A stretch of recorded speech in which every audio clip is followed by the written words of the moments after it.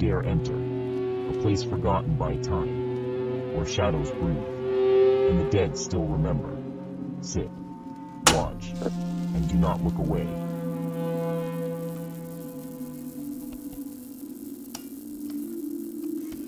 It started with a deer. That's what I told myself anyway, when I heard the crunch of branches outside my cabin that first night. I had just moved into the place a week earlier. It was remote, cheap, and most importantly, far from people. A perfect hideout after a messy breakup and a burnout-inducing year in the city. The cabin sat deep in the San Juan Mountains, where Colorado turns wild and dark and quiet. No phone service, no neighbors, just pine, silence, and snow. The kind of place where you either heal or go crazy. The realtor warned me it was a little isolated. That was the appeal. So when I heard the noise that night, just past midnight, long after the fire had turned to embers, I chalked it up to wildlife. A deer, maybe.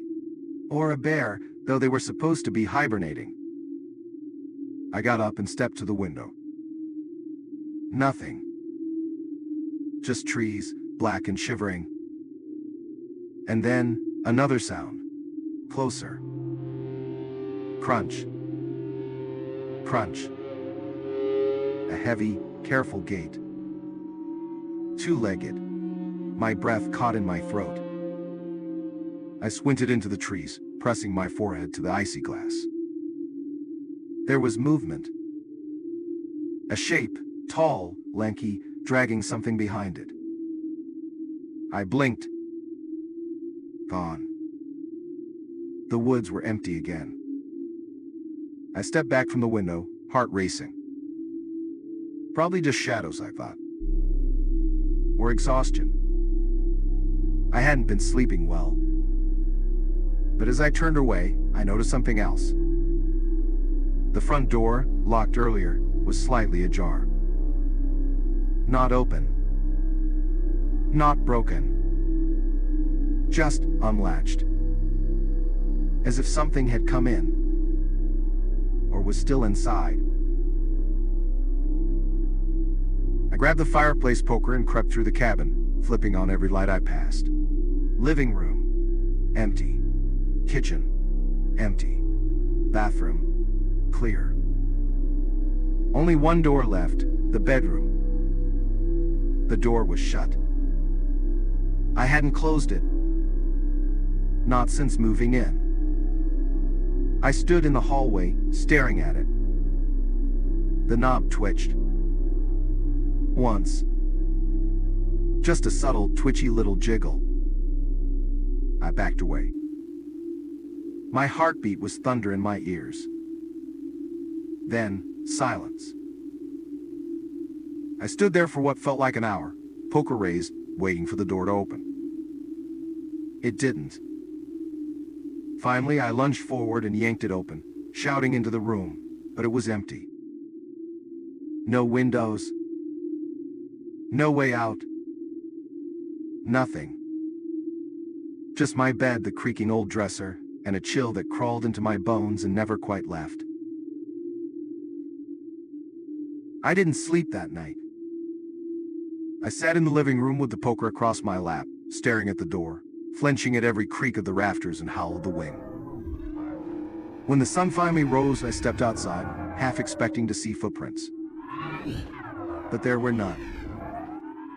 Just untouched snow stretching into the trees. Still, I couldn't shake the feeling that something had come close. Close enough to open a locked door. Close enough to watch me. Close enough to want in. The second night, I triple-checked the locks. I wedged a chair beneath the doorknob, placed pots and pans in front of the hallway, makeshift alarms. I even lined up a row of salt along the windowsills. Old superstition, sure. But after the first night, I'd take anything that gave me an edge. Still, the forest pressed close. Too close.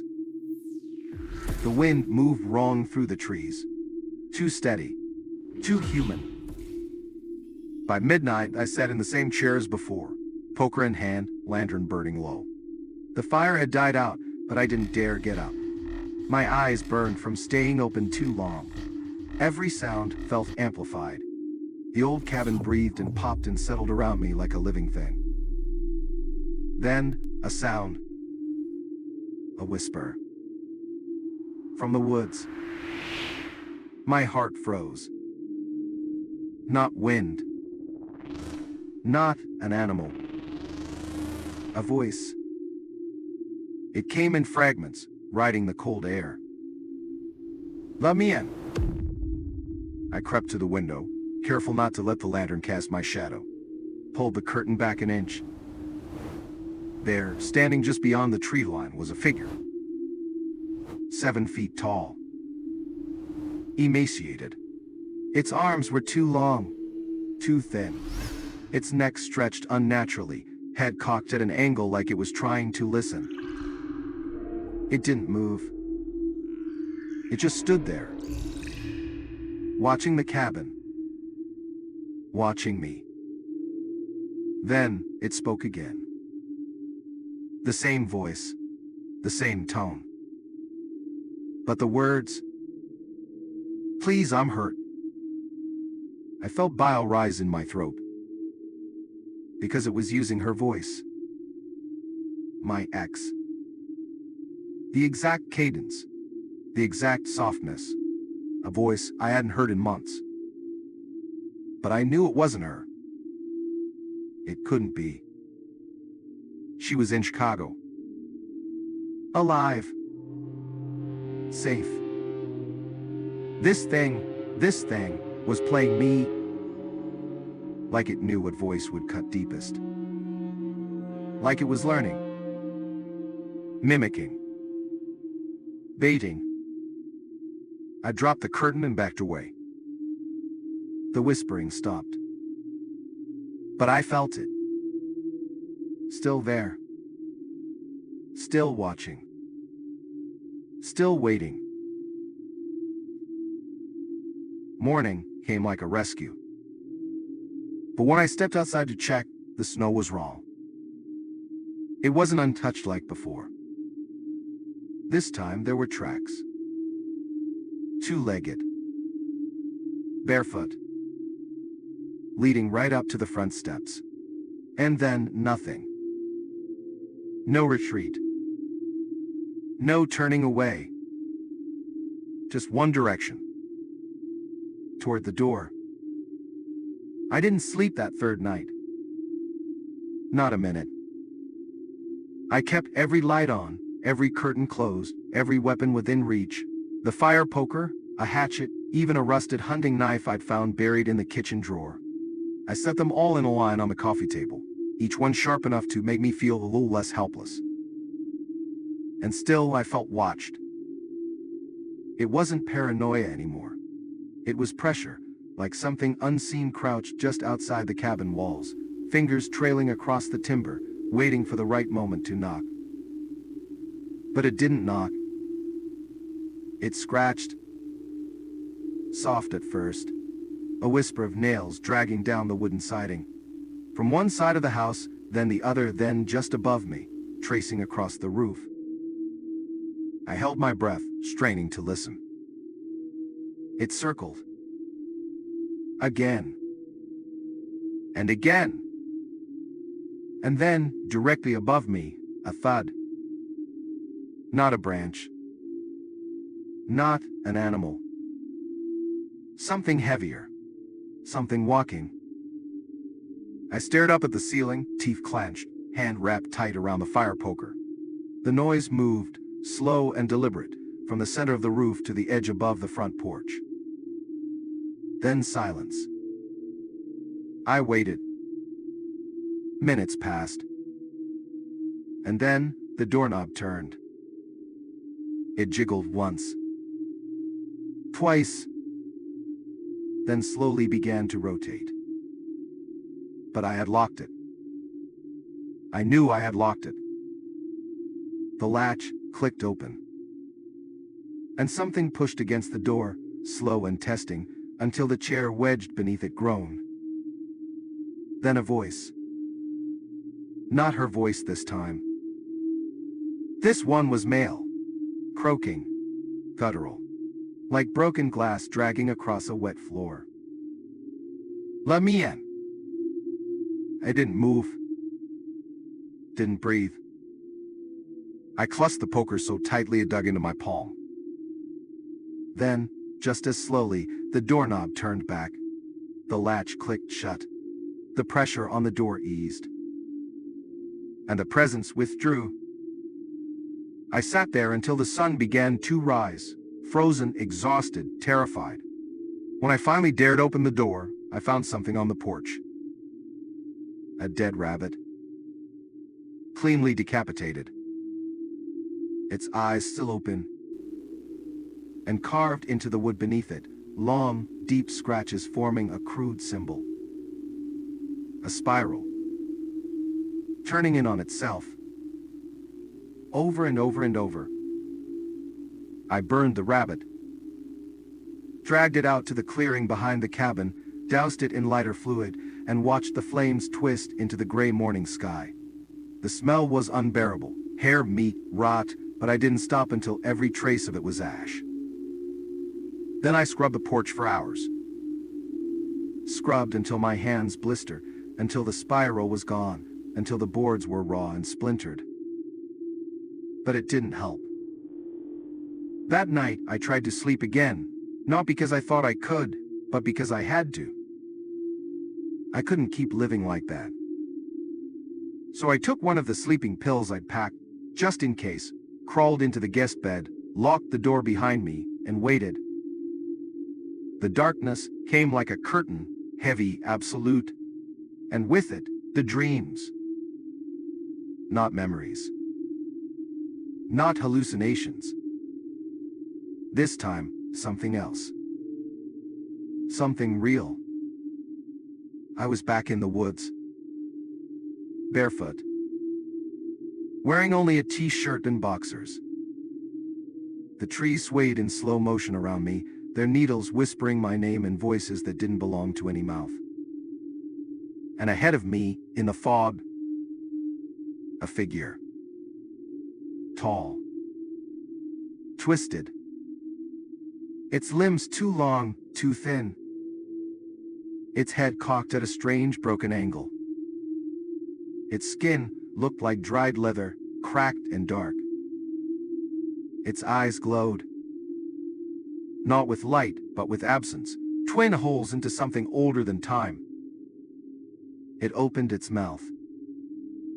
No tongue. No teeth. Only her voice. "Help me," it rasped. I woke screaming. Soaked in sweat. Alone. But not alone.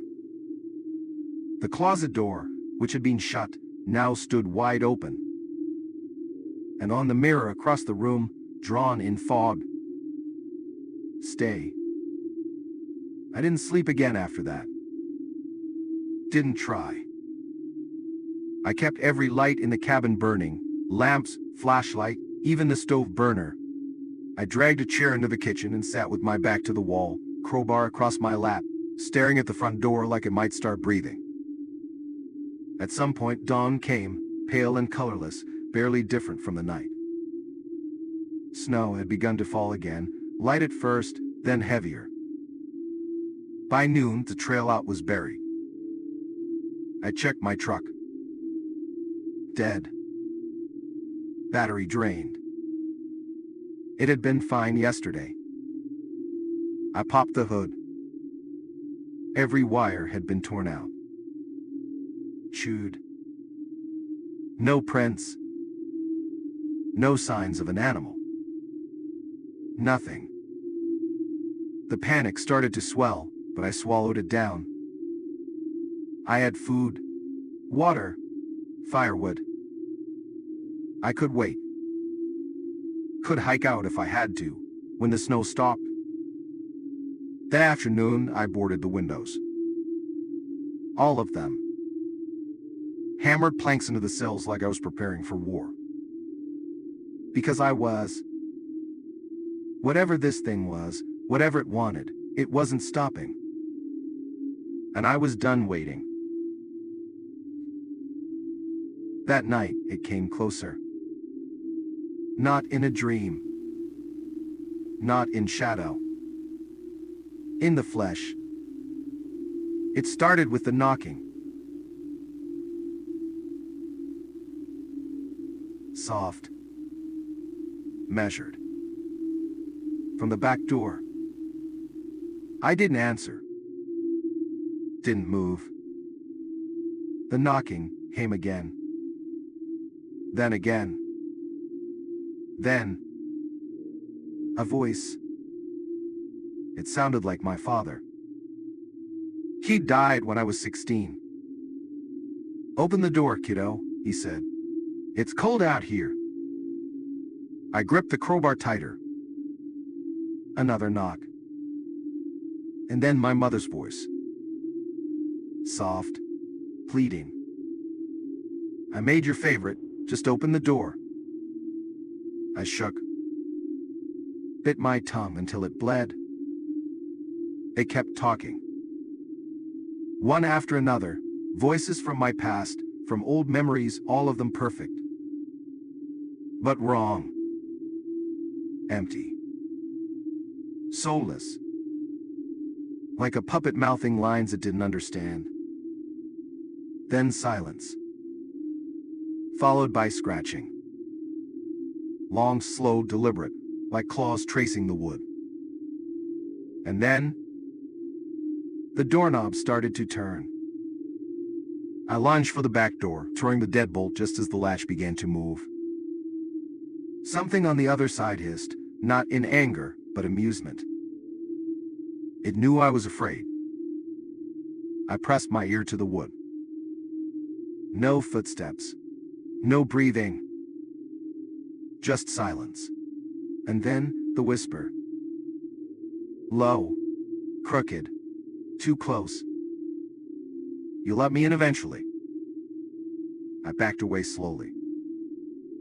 The fire crackled behind me.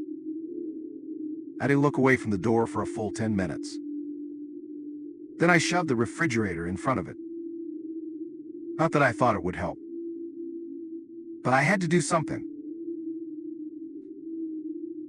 That night, I didn't sleep. I sat by the fire, crowbar in hand, the shotgun from the closet across my knees. Every so often, I'd hear footsteps circling the cabin. Sometimes slow, sometimes frantic, sometimes upside down, skittering across the roof. Once, it tried the windows, tapping with fingers that didn't sound like they belonged to a human hand. At 3:11 a.m., the power went out. Everything snapped to black. The heater died. The lights vanished. The fire dimmed. And from outside, footsteps. Fast. Running. Right to the front door. Then, a body slammed into it. Hard. The wood cracked. Another slam. Then again. Something was throwing itself at the door, over and over. I aimed the shotgun, sweat pouring down my back. The door bowed. Splintered. And then, it stopped. Just like that. Silence. I stayed frozen until sunrise. When the light came, I checked the door. It was cracked. Blood smeared across the frame. But no body. No tracks. Just a smear of handprints across the window glass. Dozens of them. Small. Child-sized. Pressed into the glass like something inside had been trying to get out. The handprints on the inside glass didn't make sense. I hadn't opened the window. Hadn't touched it. And yet, there they were. Tiny palms. Long fingers. Some smudged, some perfect. All of them pointed inward. Like whatever was outside wasn't trying to get in. It had already been here. And something else had been trying to escape. I grabbed the shotgun, heart hammering, and searched the cabin. Room by room. Closet. Crawl space. Under the bed. Nothing. No footprints in the snow outside. No signs of forced entry. But the feeling lingered, like I was being watched from just behind the walls. That day, I drove into town. Didn't say much. Didn't sleep. Just sat at the diner with my third cup of coffee and tried to act normal. Eventually, I asked the waitress, "You ever hear stories about things in the woods?" She froze. Didn't blink. Didn't breathe. Just stared at me.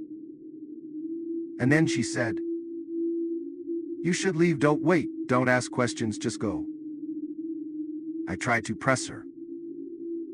She just shook her head, then muttered a single word under her breath. "Skinwalker." That night, I didn't go back to the cabin. I slept in my truck, parked at the trailhead 2 miles down the mountain. Or tried to. But around 2:30 a.m., I heard it again. The tapping. Not on the window. On the roof. Like claws. Slow. Scraping. Then, a voice. Right above me. Low. Mocking. "I like your skin." I didn't wait. Didn't look up.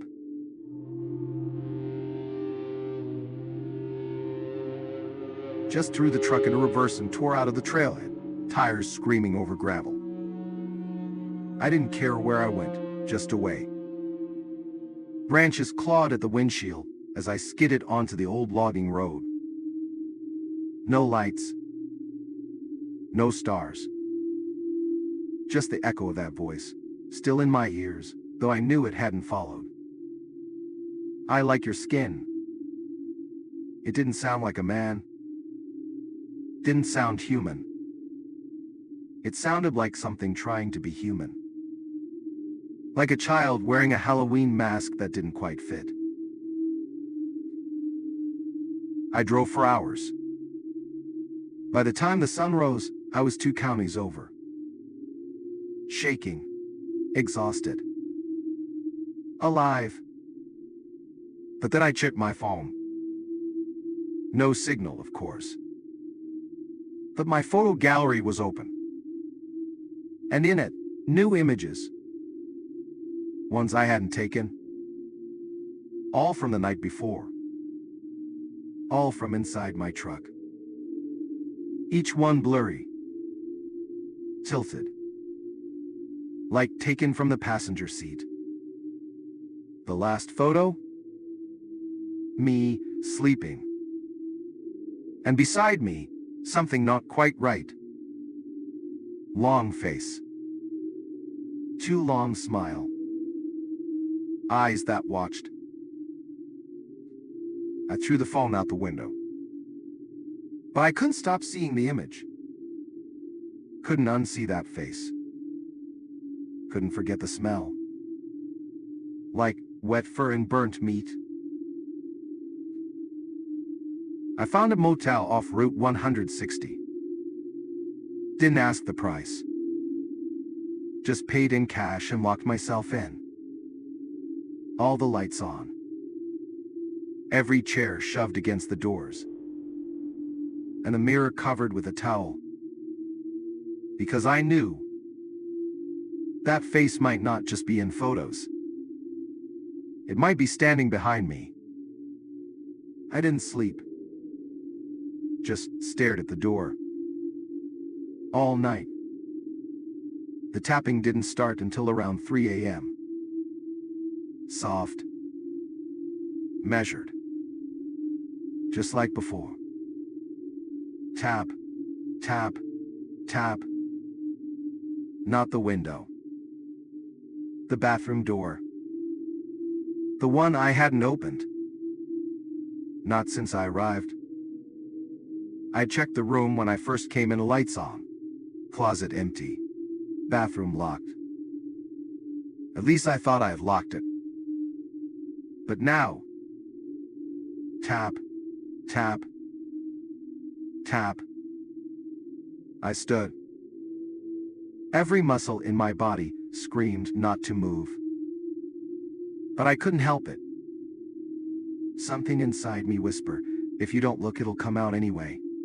So I grabbed the chair, raised it like a weapon, and kicked the door open. Nothing. Just tile. A cracked mirror. And a smear on the wall. Dark. Rust-colored. Dripping slowly.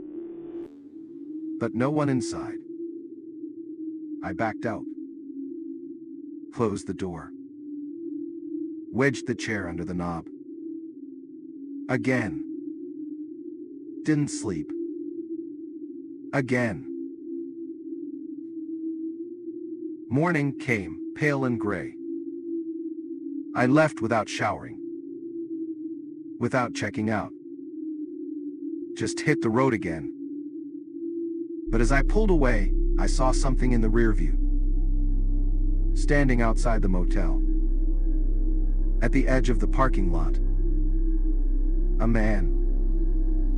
Tall. Thin.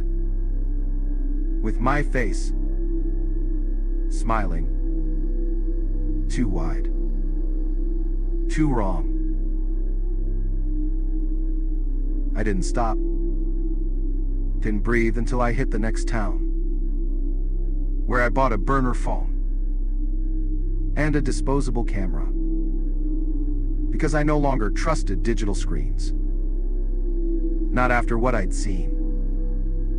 And somehow, deep down, I knew this wasn't over. Not yet. Not even close. That night, I slept in my car. Not because I thought it was safe. Not because I thought it could protect me. But because I couldn't risk another motel. I parked under a broken streetlight in a forgotten town. Seat reclined. Crowbar in my lap. Eyes on the rear view. Just waiting. And around 2:33 a.m. it came again. Tap. On the window. Driver's side. I froze. Didn't turn. Didn't blink. Just listened. Tap. Tap. Then, a whisper. My name.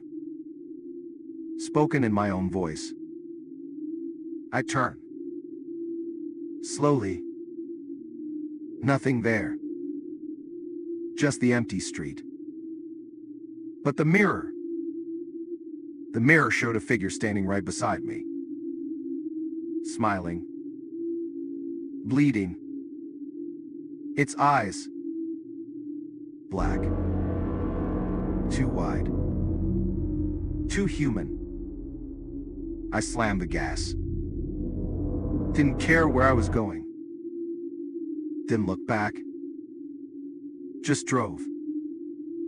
Until the sun came up. Until the thing in the mirror finally disappeared. That was a week ago. Since then, I've driven nearly 2,000 miles. Arizona, Utah, Montana. Avoiding cities. Avoiding people. Because I don't know who's real anymore. Who's me? And who's wearing me? The Skinwalker doesn't need to chase. It just waits, follows, smiles. And one night, I know I'll slip. I'll let my guard down. I'll answer the knock. And it'll be standing there, wearing my skin, smiling that awful smile. And it'll say, "It's okay now, you can rest." And the worst part? Some tired, broken part of me might believe it. Might let it in. Might be glad. But not tonight. Tonight, I keep driving. Tonight, I remember. You don't survive something like this by hiding. You survive it by moving. By knowing what's out there. By never forgetting the rules. Never travel alone. Never stop watching the mirrors. And never answer a voice that sounds like your own. Not in the woods. Not in a motel. Not on the road. Because it's not you. It never was. And it never will be. The end.